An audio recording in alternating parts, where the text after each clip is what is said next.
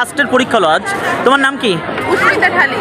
উস্মিতা, কোন কলেজ থেকে আসছো? আমি Rangpur Lions school and college. Rangpur Lions. এই আজকে পরীক্ষা তোমার কেমন হলো? হ্যাঁ, আমার পরীক্ষা কমন পেয়েছি। আমি লাস্ট মুহূর্তের জন্য জয়পুরে যে পোস্টার ব্যাগটা আছে সেটাই কিনছিলাম, যে এক মাসের মধ্যে আর কি প্রিপারেশন নিয়েছিলাম। তুমি কি A1 না A2? আমি A1 এর পরীক্ষা দিয়েছি। A1 এর পরীক্ষা দিয়েছো। A1 এ তো 900 কতটা সিট? 946টা।